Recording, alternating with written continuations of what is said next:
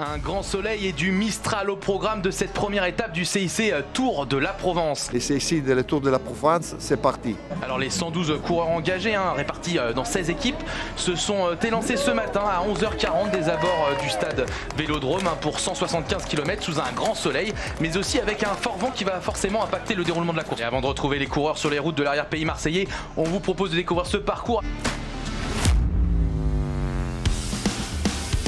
Le Tour de la Provence sont des images formidables, c'est une compétition extraordinaire. Voir associer nos images à un tel événement, à un tel niveau de performance, c'est incroyable. Martin Vandenberg, Mats Pedersen, Sam Bennett qui a l'air d'émerger, lui sort pile poil au bon moment pour aller enregistrer une très belle victoire d'étape sur cette première étape du CIC Tour de la Provence. Cette course a le mérite de mettre en valeur le territoire et c'est un peu l'objectif aussi que la Provence soit organisateur de cette compétition. De la mer à la montagne, bienvenue dans les Alpes de Haute-Provence pour cette deuxième étape du CIC Tour de la Provence.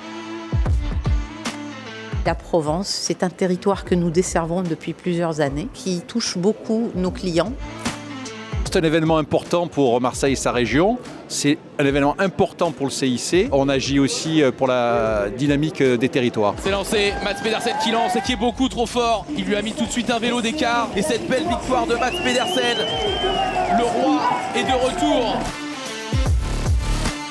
Du plat, du soleil et la mer à perte de vue. Bienvenue sur cette troisième et dernière étape du CIC Tour de la Provence.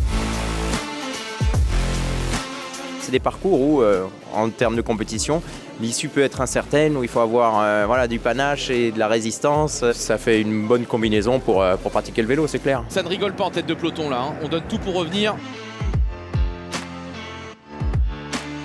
Deuxième victoire de Sam Bennett, l'Irlandais, sur ce CIC Tour de la Provence. Nous avons eu le droit à 3 jours de compétition extraordinaire sur cette 9e édition du Tour de la Provence sur les routes des Bouches-du-Rhône, du Vaucluse et des Alpes de Haute-Provence. Le grand vainqueur de cette 9e édition, c'est lui, c'est le Danois Mats Pedersen qui s'impose au classement général. Le podium complet de cette édition, Mats Pedersen, Matej Mohoric et Maren Vandenberg.